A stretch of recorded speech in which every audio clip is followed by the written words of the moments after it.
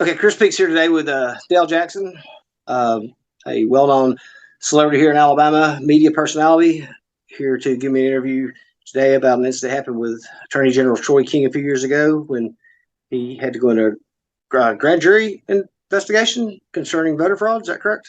Yeah, that was the gist of it. Troy King. I'll just be as blunt as I can about this. Troy King got upset with me because I asked him a question that everyone else was hinting around about, Mm-hmm. and he didn't want to answer it. When he didn't answer it, it embarrassed him. And I think that was pretty clear and understandable that it did embarrass him. But when I asked him the question, it was solely about doing away with the rumor because the rumor was making its way into like the Birmingham News editorials and stuff like that. They were hinting around at different things without actually saying it. So I was like, let's just do away with the rumor because I didn't buy it, still don't to this day, and B, it was stupid, and he was being maligned because they didn't like his policies. It had nothing to do with anything they actually believed. But there was some sex toy legislation or rulings that they were Yeah. unhappy with, and they had been mailing him inflatable pigs and all sorts of other stupid things, and I thought that was really dumb. And so I had gotten involved in blowing up some, I would say, wannabe pedophiles. I did a bit on the radio called Dale Jackson to Catch a Predator.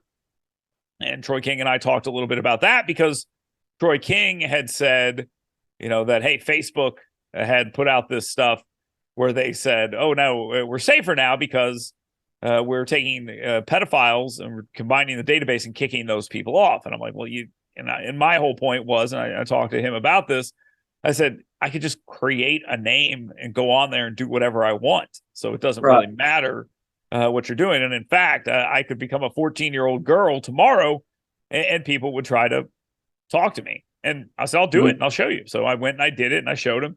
Busted a couple people here and there. There's obviously was nothing against the law at the time. But Troy King and some others in the area, including one of the local fire chiefs, contacted me because I gave a little bit of information about who I had talked to, and one of them was a volunteer firefighter. Well, that individual reached out to me and said, "Who was it?" And I was like, "I'm not telling you anything. I'm not going to put this out here, but I'll give you as much information as I feel like giving you." And they apparently tracked this guy down and like basically ran him out of the volunteer fire department and said, we know what you've been doing. It's not illegal, but you're busted and go find something else to do because we don't want you anywhere around us. And then Troy King came back on and we talked about that. And at the end of the interview, I asked him, I said, look, there's a big rumor going around. I don't believe it, but let's just get it out here and have that question. And the question was basically, did your wife catch you in bed with another man? And like I said, I didn't believe it. I thought it was BS. I thought people were smearing him. His answer he gave was terrible.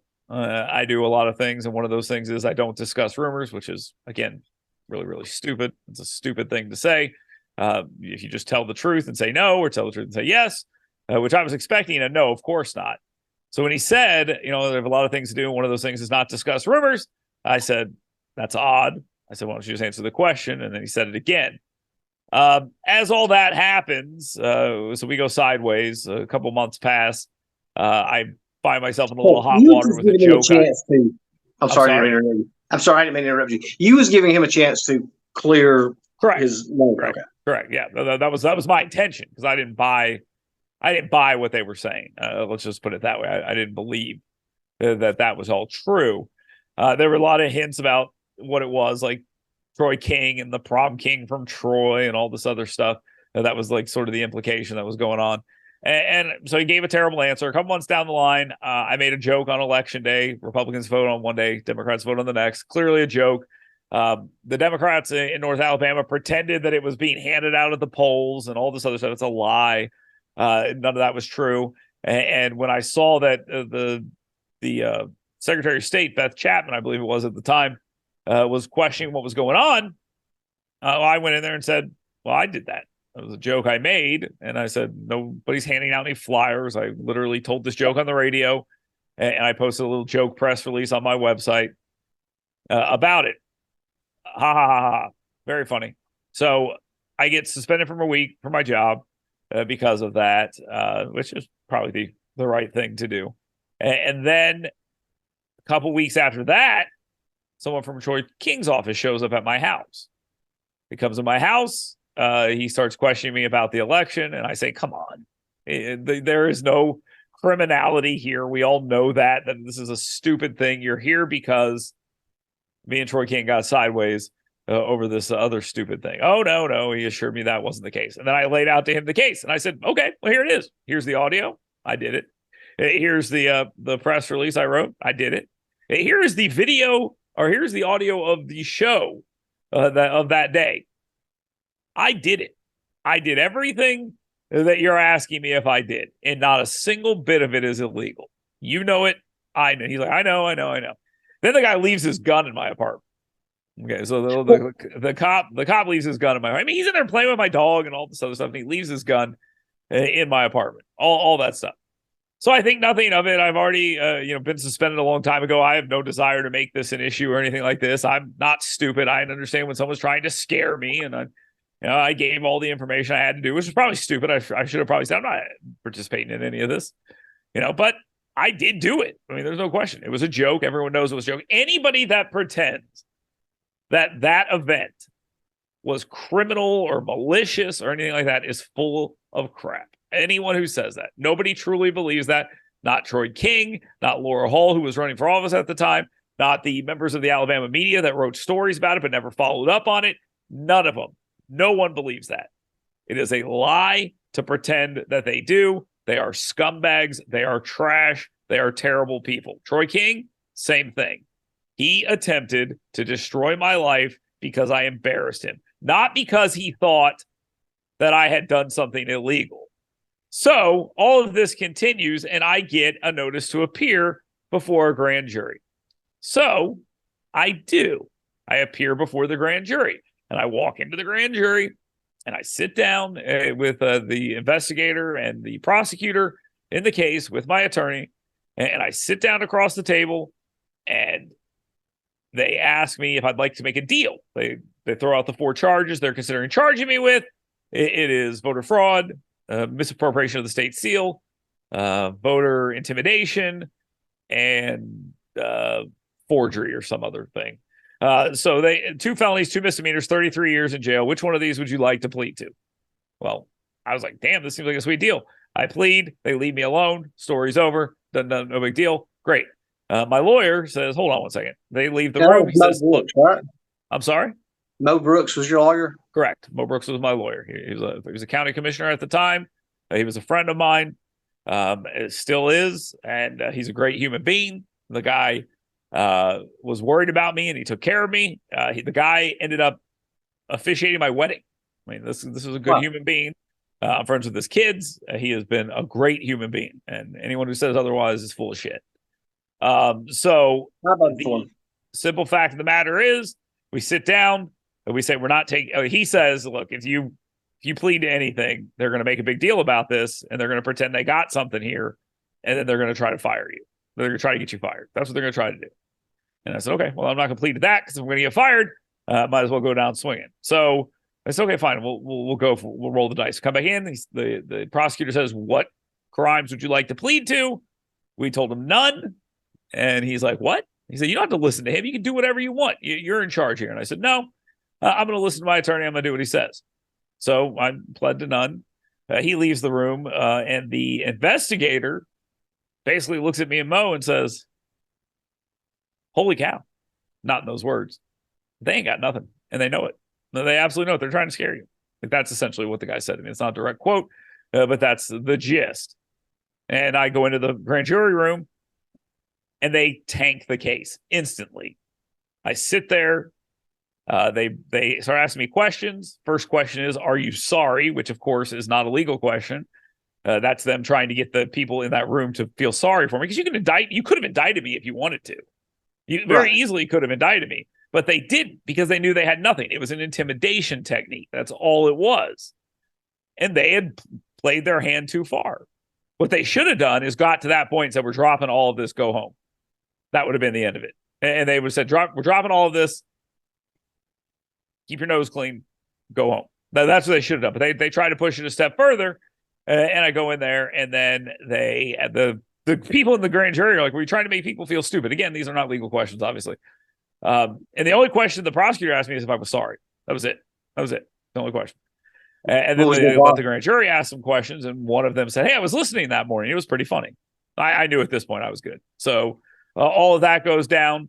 They say, "Okay, it'll be like 6 weeks, and we'll let you know what goes on." By the time I was back home, I had already got a phone call saying that they had no billed the whole thing, and it was over.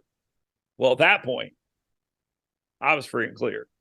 So now I can tell the whole story and let everyone know exactly what Troy King was trying to do. Now, in the interceding time, there was back and forth between Mo Brooks and the Attorney General's office saying, "Look, you know what this is about. We know what this is about. Like, if you want to go forward with this, go right ahead. But you're upset that you were asked a question you didn't like, and now you're trying to punish the person who did it to you. That's what you're trying to do, and that's fine. But we will talk about this in court." So they tanked the case because he didn't really want that. He tried to bully and intimidate, and he lost. That's what happened in that situation. Period. What So else? what'd you tell the prosecutor when he asked you if you were sorry? Sure. I'm sorry I'm here right now. I'm sorry I'm wasting everybody's time. I'm sorry people had to pretend that they believed that this was a serious thing, but not a single person was like, "Oh, I guess I'll vote on Wednesday." That's just idiotic. There was not a coin flip at the courthouse. There is no Office of Electoral Elections ran by Marion S. Barber, who at that time was the running back for the Cowboys. I'm a Cowboys fan, so I use that name. The Oh, I whole am thing was too. a joke. It was clearly a joke. It was written as a joke. It was delivered as a joke. Everyone knew it. Troy King was upset. He was embarrassed, and he was looking for payback. And he failed. Okay, so let me ask you a couple questions. Hey, when we get through with the interview at the end of it, there's a few things I want to tell you. It's nothing major, but so you said the I'm saying investigator. now. What are you talking about? No. I was just going to tell you like the podcast or what I did or what I was doing here. It's nothing to do with the interview like Okay, that. whatever. Go ahead. Yeah. Okay. So the investigator, why did he have his gun out? He's a cop. I mean, he's an I mean, investigator. he took his gun out. He's just brandishing it, playing I with think it. it was on his belt and it popped off when he sat down. Okay. All right. I can understand that. All right. So I'm pretty good friends with I Troy only King. tell that part of the story because it's funny. I mean, Yeah. it's not Yeah. because there's anything wrong or anything like that. He called me. I said, "Yeah, it's here. Come get it." So I'm good friends with Troy King, I'm sorry. and well, and well, when I first read the story, I was like, this just doesn't sound like him. So when I asked you last night about him going after you, wouldn't it made more sense for him to go after the people who launched the story against him? It would have made more sense for him to just tell the truth. Fair That's what would have enough. made more sense. I mean, there's zero reason for him to do what he did otherwise, and he knows it. I'm sorry, your friend's lying to you. That's very sad. Sorry to hear. But the simple fact of the matter is, I don't know anything about who was spreading those rumors, except for the fact that they were upset with him politically because he was doing things they didn't like. Same reason they do everything. The people don't like you, try to smear you because they can't beat you. And Troy King was in a pretty powerful position at that point. Now Right. he became something he wasn't at that particular point in time later on, where he started siding with gamblers and all these other things. And we know how that went later on in life, where he got in business with gamblers and all these other things and stuff like that. But at this particular point in time, I don't think any of that was even happening. I think there was the disagreement between Riley and him on the task force and things like this. And my position was, if it's illegal, shut it down. And if the attorney general's not going to do it, and the governor has the authority, he should. And so they had a legal fight about that, and that was going on right in the middle of this. But to suggest that this was happening because Troy King is a defender of the sanctity of the vote and people not voting on Wednesday is so incredibly stupid. And there's a reason that happens. If that was the case, Troy King would have brought that up the day after it happened. He would not have tried to do it clandestinely to intimidate. And that's what it was. It was an intimidation technique, and he bluffed. And as you've seen with his other gambling plays, he bluffed and then he crapped out. He didn't have what he needed to cover his bet. So, oh well. Had you and Troy King had any problems prior to this? None. And he tried to come up to me at some event one day. I said, "Get away from me. I said, I have no desire to talk to you. You tried to put me in jail over a joke." I said, "You're pathetic." And I walked away. Did he show up at the grand jury investigation No, or of the grand course jury not. hearing? Of course not. He wasn't going to drive all the way to Limestone County in order to do this, because in his mind, they thought they were going to drop it instantly, and they thought it'd just be done, and that would be the whole thing. And I would give them what they wanted, which was a stupid plea, and that they would be able to say, "Look what we did. We stopped this voter fraud by this talk show host," and then they'd get me fired. There's no other reason to do what they did. There's zero reason. There's zero other reason. And if that wasn't it, boy, there's been a lot of time that's passed for Troy King to make that argument. I'm sorry he's talking to you about it, because I don't know why it makes any sense at all. Well, no, in his defense, he did not talk to me about No, this. you talked to him, but what he should have said, what he should have said is, "My bad. I really don't want to revisit this," because it's not a good moment for him. It's just not. His response not only did he lose, okay, not only did he lose in what he was trying to do, but now he's embarrassed again. If this even makes it out into the public, because if you're his friend, why would you put this out? Well, I mean, I'm his friend. He told me his side of the story. I thought the best thing to do was to hear your side of the story. Yeah, that's fine. There is only one side of the story. I can't imagine he told you a story any different than what I've told you. Because I'll tell you this: I heard you asked me the other day. You said something about some guy named Tim Witt or something. I have no idea who that is. I have no idea who any of these people are. I have no clue. That had nothing to do with any of that. I asked him that question as an attempt to give him a chance to clear his name against people who were smearing him. And he got all hurt about it and embarrassed himself over it. Not my problem. That's his problem. Troy's response to me was he didn't remember any of it taking place that way. Oh, well, that's unfortunate, because he's a fucking liar. So there you go. Well, I mean, me and Troy will still be friends after this, and that's fine. Hey, if you want to be friends with a liar, you go right ahead and be friends with a liar. That's completely fine. But I'm telling you this right now. Listen to me. Okay. If you come in and try to destroy somebody's life, you remember that. Okay? You remember that. So that's just the way it is. And maybe Troy King tried to destroy so many people's lives that he doesn't remember it.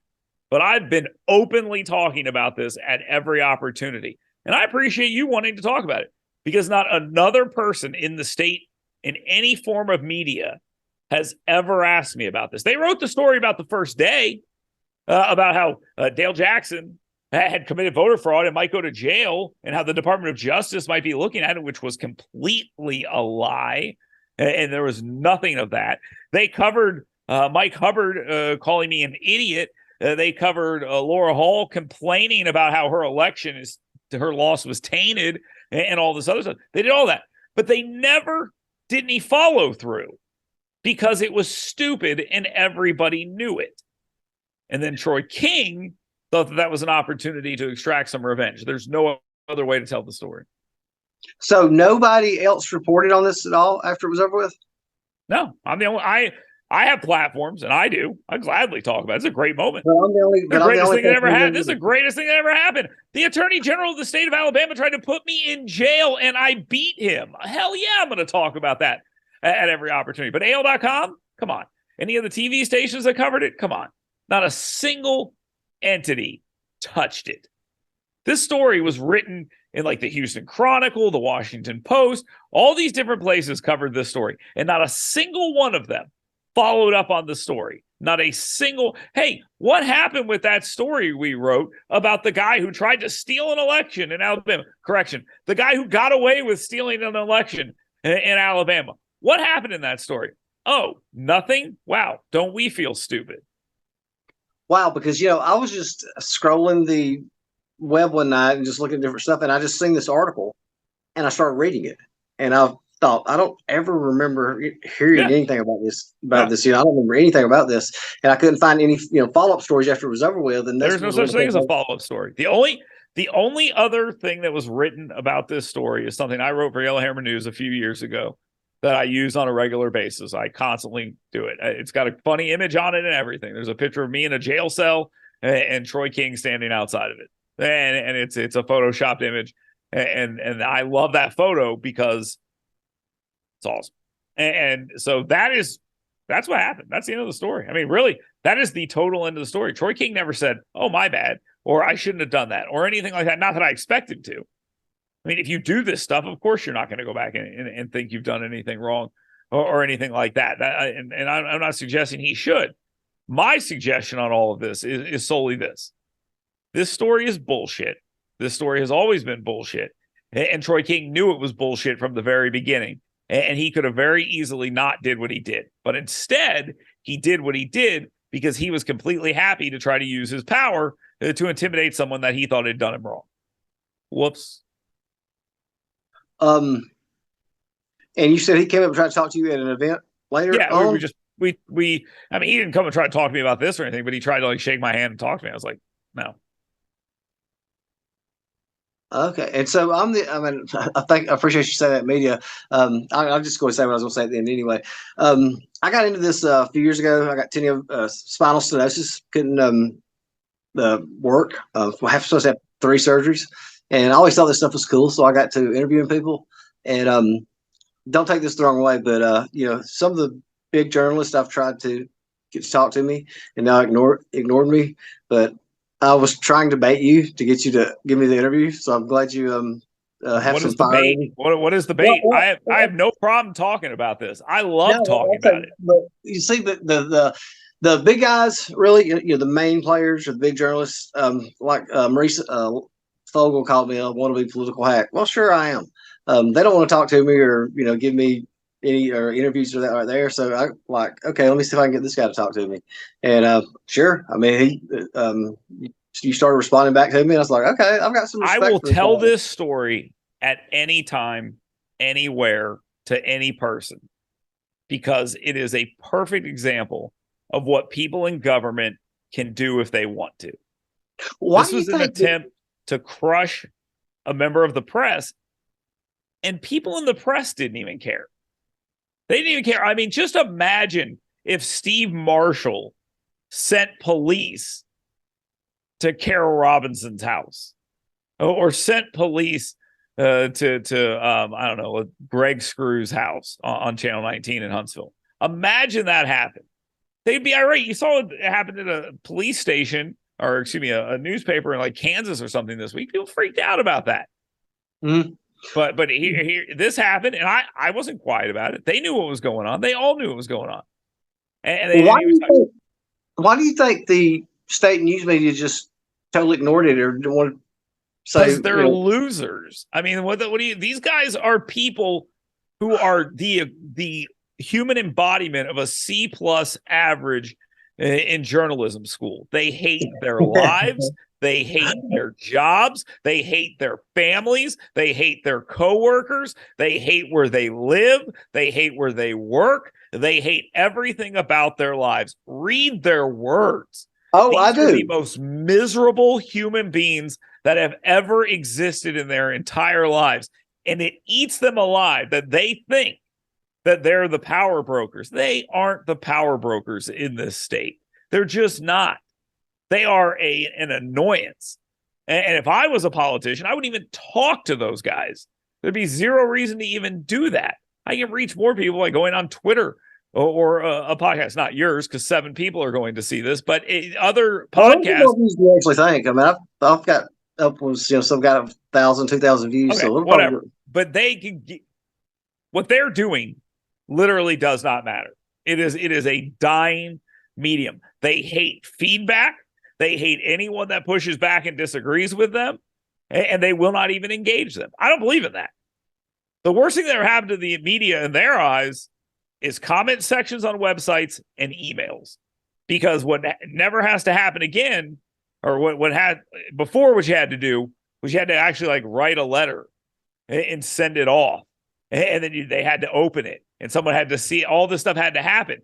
Now what happens is they do their garbage, and people immediately say to them, "Hey, you suck," and they tell them that directly, and there's no avoiding it because they're addicted to Twitter. I'll be the first to tell you. You see all the negativity and stuff, and they won't respond. If you're negative to them, they will not respond, because what they want is constant positive feedback, and they hate the idea that there are people who are equal to them or better than them. I mean, there is not a single thought in my mind that there's not a journalist in this state, a legitimate journalist. I call myself Alabama's most trusted journalist as an absolute joke, but I can tell you this right now. I would take any employed journalist in this state and match W-2s with them and see who makes more money. Any one of them. Not a single. And I'll make this challenge right now for the 9 people that are going to see this.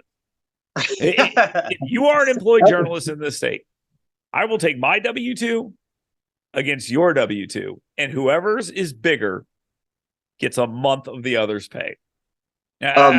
Gladly in a heartbeat. I'm so glad that you pointed that out to me the other night, because when I first read that, most trusted journalist, I thought, God, how arrogant could this SOB be to bestow that title on himself? There's journalist. It's a joke. If I'm glad you pointed that out, because it's better to look foolish and remain silent than to open your mouth and remove all doubt. Because I really thought that you nailed that about the media in this state, because it is a complete joke. They have an agenda. And anytime I push back, like Dylan Smith, April Marie Fogel, no comments. And I would troll them on Twitter. Their articles point out. And the one thing that just my pet they don't peeve want to is, fight. And those 2 people I know, and you're choosing 2 of the more, I would argue, conservative members of the media. I would say openly. Dylan Smith works for Dalestrong right now. April Marie Fogel ran a website and did a conservative talk radio show. Those two guys, huh? I actually like Dylan. No, I'm just saying, but you're choosing the wrong people. Those individuals are commentators. I'm a commentator. I'm not actually a journalist. Alabama's most trusted. The only reason I'm Alabama's most trusted journalist is because you can't name another one that anyone trusts. It's by process of elimination. I'm the only one, so I can say that kind of stuff. And I don't even believe I'm a journalist. I think that's an insult of a term, to be honest. Because what kind of loser goes to school for 4 years to make less than $8 an hour? That's pathetic. So my name is Jeffrey Poor. I don't like. Jeff thinks he's a journalist too, and I love Jeff Poor. Me and Jeff Poor are friends. I gave Jeff Poor his first radio job. I don't even agree that Jeff Poor is a journalist. I think Jeff Poor is a commentator, just like me, but he views himself as a journalist as well. And a lot of people would say that he is Alabama's most trusted journalist. They would say that because the guy does break stories and all that, but he's also a commentator. So, but the Alabama's most trusted journalist thing is an absolute joke. It is a complete joke. And it is because, and I always say this when people get mad about it. So, okay, well, then tell me another one. Tell me another one you trust. Just give me one. Brandon Mosley. Okay. All you're doing there is telling on yourself, but that's fine. No, help educate me, because I don't know these guys like you do. I don't know Brandon Mosley. But again, I think he's one of the guys. All right, let me tell you. When I first wanted to do this and thought, man, I'd love to interview these guys and do this little podcast. He's the only guy that I got in touch with that helped me and said, hey, you need to do this, this, and this. People like Jeffrey Poor, Dylan Smith. We're friends on Facebook. They wouldn't even respond to a message. Yeah, they're busy. Look, I don't have a problem with Brandon Mosley. He does fine work. But again, Alabama's most trusted journalist is me. I don't trust anybody else. And the fact is, these guys who are doing this job, it's hard. It's a hard job, but you don't have to make it look so hard. And these guys, I'm not talking about those, but the people that actually hold themselves up as, I'm a journalist, I'm this, I'm that, those guys are usually the problem. They're the problem. John Archibald would consider himself a journalist. Kyle Whitmire, Josh Moon, these guys would all consider, Tim Lockett, they would all consider themselves to be Brian Lyman. They're all activists. Every single one of those guys are activists. The only difference between what I do and what they do is I admit it. And what they do is they're trying to cloak it behind this veneer of hoidiness that is just garbage. And they know it. They absolutely know it. And one of my pet peeves is when these guys, and I know who's writing because I can tell, is they put staff writer and they don't have enough guts to put their own name behind it. I think everyone does that. I think it's on different websites. You see that. I'm sure Yellowhammer's done that, and I work for them. So, that is what it is. I don't see any problem with that. Look, you know what you're dealing with, okay? If you think anything is 100% pure or clear or whatever, I don't know what to tell you. That's naivete on your side. No way to look at it. Because I can read 2 different articles and on a story, and I get 2 different slants. It depends on which angle you're pushing it from. Sure, exactly. I mean, and who's writing it?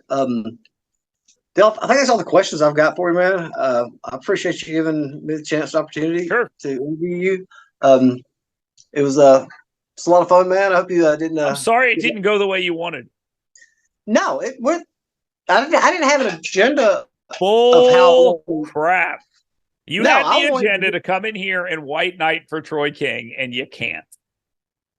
all I could do That was the agenda. No. Hold up. What I wanted to do is I asked you to come in here to interview you about it. Now I could not white knight Troy King because Troy King only told me that he did not remember how that happened. Yeah, now lying. You told me your story. I can't go back and argue this happened when I don't know what General King. I lived it. I know okay? exactly what happened. But no, I was not trying to white knight Troy King. I was trying to get your side of the story because it sounded like a tale. I'm not calling you a liar at all. I appreciate you coming in and being blunt with me. How would you call me a liar? I went on the record and told you everything that happened. Sue me, Troy King. Sue me. I was not calling you a liar. Yeah. I mean, we called each other liars last night, but again, I was trying to poke the bear. I was going to see how far I could get you. I mean, I was not. Like I said, I'm sorry it didn't go the way you wanted. No, I'm not. It didn't. It did not go the way I wanted. I wanted to get your side of the story. I wanted to get an interview with you. Did you think I was coming on here to try to have some kind of hostile showdown? I got right on my side. I don't give a shit. I didn't care if it was going to be a hostile. I got right. All I need to know is what actually happened and what the truth is. I don't worry about anything else. That's why I don't care. I'll tell you everything that happened. You did. They scared the hell out of me. They attempted to scare the hell out of me. I would have taken a deal had it not been for Mo Brooks.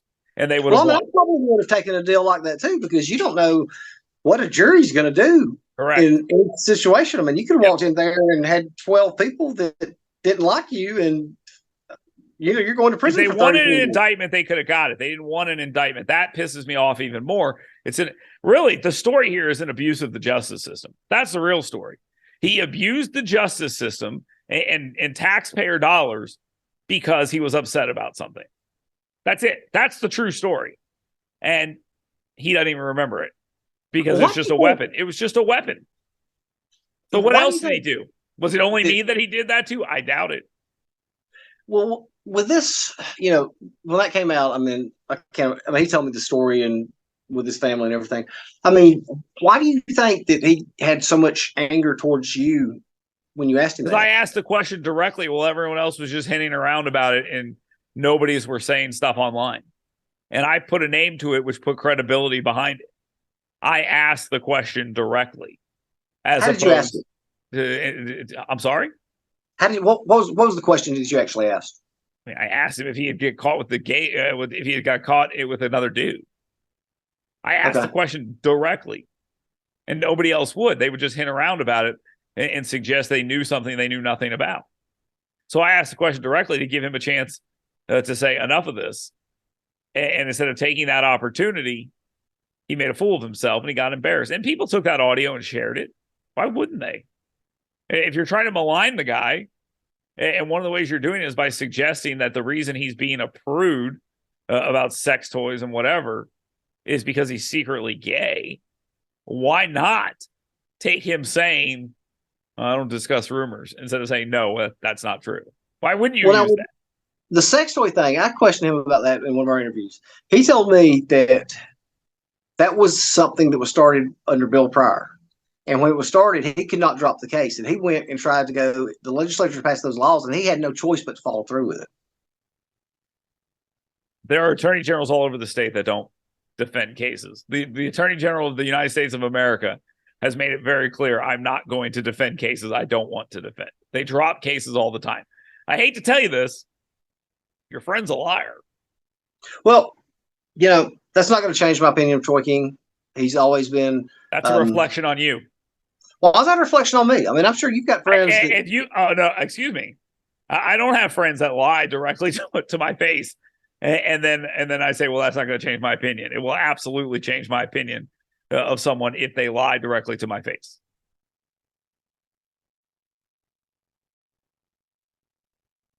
I don't know why Sorry, you I had a phone call for a minute. Yeah, I can take what's the word for exemption or something that Exception. exception. Thank you. No, I'm an honest person, Dale. I'd I'm say not you weren't. somebody. I never Well, I mean, suggested you weren't an honest person. if you said if it's a reflection on me It because is a I'm friends with reflection on you, you. If explain if to me what that somebody means. tells you Explain to me. something that's not true, and you're told it's not true, and it's obvious it's not true, and you say, "Well, that's not going to change my reflection of my thought of him." Well, then that's Okay, a so you reflection say on I you. should quit being friends with him. I don't care what you do. I'm just saying I would not go around saying, "Well, that guy lied, so that's not going to change my thoughts on him." It's absolutely going to change my thoughts on someone that lies directly to me. How Troy King has treated me over the years in our friendship, I'm not going to throw that out because Okay, of this right but that's fine. That's transactional. If your relationships are transactional, that's fine. But you're don't get attacking my upset that it integrity. reflects I'm poorly not on you. upset. I'm not upset, but you're attacking my integrity. I am. I absolutely am. I So am then, attacking your integrity. so then you're calling me a liar. Then, Why didn't call you a liar? I well, said what's that the difference? If you no, say I the have no difference is integrity, you are showing that you're willing to put aside things when people lie to you because they're your friends. That's an integrity issue. It's not necessarily that you're a liar. I'm not saying you're going to lie for the guy, but you're going to say, hey, everyone's good, even the guy who murdered 7 people because he's my son. that is a horrible comparison. I mean, don't insult. I'm just saying. Well, you're saying if somebody did something like that and they're like, well, it's not going to change my opinion of them. Okay, robbed a bank, robbed a liquor store, whatever. I should Every action people take. I should quit being friends with Troy King. That's what you're saying. I don't give. Why would I care? I don't understand. Why do you care? Why do you care if I said that reflects poorly on you? What do you care of my opinion? Why would you care what I think about that? Well, I'm just telling you. If somebody tells you, hold on. If you accept the premise that what I'm saying to you is true, and then you say, well, it's not going to make me stop being friends with Troy King, or it's not going to stop me from how I think about Troy King. I'm sorry. I mean, it doesn't really matter, but it doesn't reflect well on you. Do you think it reflects well on you? No, it reflects poorly on you. That's just a simple fact. If someone lies to you and then you say, well, it doesn't really matter. I'm not going to stop being friends with them. That's fine, but it still reflects poorly on you. If you don't like that, I'm sorry, but that's the truth. No, I mean, like your opinion, $2 will buy me a paper. Okay, sure. So yeah, I mean, I get that, but I mean, I don't understand why you're saying now I have no integrity, or I'd say you have no integrity. I said that shows a lack of integrity. It does. If someone says, I didn't ask you, what do you think of Troy King? You offered that up. You said it's not going to change the way I think about Troy King. I don't care how you think about Troy King. I mean, I'm supposed to come out there and say, Troy, I have to quit being friends with you now. No, I don't care about it, or nor do I think you should do that. I just wouldn't go around saying, oh, this guy who lied to me directly, yeah, that doesn't change my opinion of it. Value yourself a little more than that. That if someone lies to you, that it should affect your opinion. You can still be friends with them. You can still trust them. But to say that it doesn't affect your opinion of them, that it just makes you sound like a sap. And that's fine if that's how you want to feel. But that's how it comes across. I don't go on sap at all. I mean, there's always two sides to every story, and somewhere in the middle there's the truth. There aren't. This is the fact of the matter. There are not two sides to this story. There's a guy who's told you hold on. There's a guy who's told you exactly what happened, who has written about it, talked about it, and been all about this story since it happened to him. There's another guy who says, well, gee golly, I just don't remember. And so no, there are not two sides to every story. There is one side to the story, and there's the correct side to the story. This is not a he said, she said, they said, them said. That's not what this is. This happened. This was wrong. He knows it. I know it. And now you know it. So you can decide whether or not you want to say, well, it doesn't matter. And that's cool. You can say that. But I'm going to say, hey, that reflects poorly on you. Why? Okay. Because it reflects poorly on you. Okay. Okay. So if I call Mo Brooks right now, he's going to back up this story 100%. Absolutely. And he'll tell me the exact same thing that you tell me. Absolutely. And you have paperwork from the grand jury. What paperwork am I have? A notice to appear? Or are you debating whether or not I appear? No, I don't have the paperwork to appear. Actually, I think I do have I actually probably do have it. Where I actually do have paperwork that shows that I was ordered to appear at the grand jury. I'll ask this question. Now you're questioning it? You're questioning it solely because I said that still saying, oh, it doesn't change the way I think about Troy King affects poorly on your character. So now you're going to attack the story more. If you got questions about it, let's hear them. Lay them I'm out. not attacking the story. I'm not attacking the story at all. I'm asking you the follow-up questions on it. You have What's the follow-up question? Do you have the paperwork? Yes. Yeah. Next. You have something that says, hey, you've been the grand jury's not decided to not on this. Yep. How long did it take the grand jury to to decide they're not going to file charges on you? 45 minutes to an hour. And how long did the hearing last? 45 minutes to an hour. So you was the only person to testify in this. I mean, I was only when I left. I mean, who else was going to testify? I don't know. Well, I don't know what happened after I left. They don't sit you there and let the whole thing play out. You go in, and most people don't even appear before a grand jury. Grand juries meet without people even knowing all the time. Right. So you didn't have you get target letters and things like this.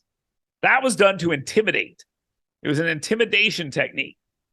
They said, oh, yeah, come in here, so they could offer me the deal. And so I would take it. It was an intimidation technique that didn't work. And again, your words, that doesn't reflect poorly on Troy King to me. Well, it should. That's not what I said. Doesn't change the way I think about Troy King. Well, it should.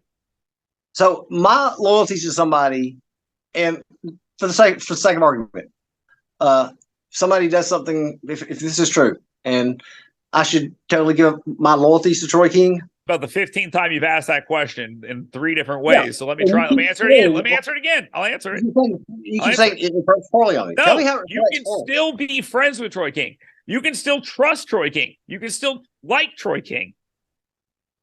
All those things can be true. But it should make you think less of it.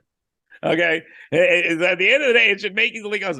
And look, our friendships are built up over lifetimes, or whatever you're doing, how long you've known them or whatever. Your friendship's built over that. And there are things that build trust, and there are things that take away trust. And the only thing I quibble with is your willingness to say, well, that's not going to impact the way I think of him. Well, okay, then that reflects poorly on you. And there's no other way to look at it. You may not like that. You shouldn't like that. You should not like that at all. You should think, wow, I don't really want to be perceived that way. But that is the way you're perceived to me. And why would you care what I think? I don't know. But I'm going to say it anyway. No, I don't think I don't care. But I think that I should have the right to defend myself, that, I'm not a dishonest person. I'm not somebody who doesn't have integrity or somebody who lacks integrity. I mean, I'm always going to try to do the right thing. What would somebody watching this think? Well, I don't know. I guess that's what the viewer's going to have to see. Yeah, I'll tell you right now what they're going to think. They're going to think you listened to an entire story about how an attorney general for the state of Alabama attempted to put somebody in jail for a joke, tried to destroy his life and his career. And then at the end, you look that person in the eye and you said, well, it's not going to impact the way I think about Troy King. Okay. So it should impact the way I feel about Troy King. Doesn't have to, but if it doesn't, I'll repeat myself again. That reflects poorly on you. And you think that's what the viewers are going to take from this? Both of them? Probably. So let me ask you, 45 minutes on the stand. I mean, that's a lot of questions for this, wasn't it? It's not a lot of questions because it takes time for them to ask the questions and answer the questions. And there's a conversation that takes place. It's not answer this 3-word question, answer this, answer this, answer this. Grand jury, it's like almost like an open forum where you're sitting around and people are asking you questions. Put 10 more people in this conversation, and that's what it is.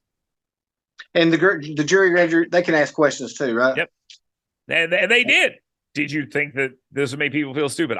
They said things like, I listened to your show and I thought it was very funny. I like your show. I'm like, what is happening? Why are we having this conversation? What is going on here? So those are all things that happened in there. Not because it makes any damn sense, but because the reality of the situation was they knew they did not want to pursue this any further, so they let them talk themselves out of it. If they wanted an indictment, they would have said, here are the 4 counts, boom, boom, boom, boom, boom, boom, boom. you did this, didn't you? You told the investigator you did this, didn't you? Because the answer would have been yes, because I did do it. I did all the things that they said I did. 0 of them were criminal. That's the point here. When you got the summons coming to grand jury, or when you got this notification, was you scared? Of course. I'm 29 years old at the time, 30 years old at the time, maybe.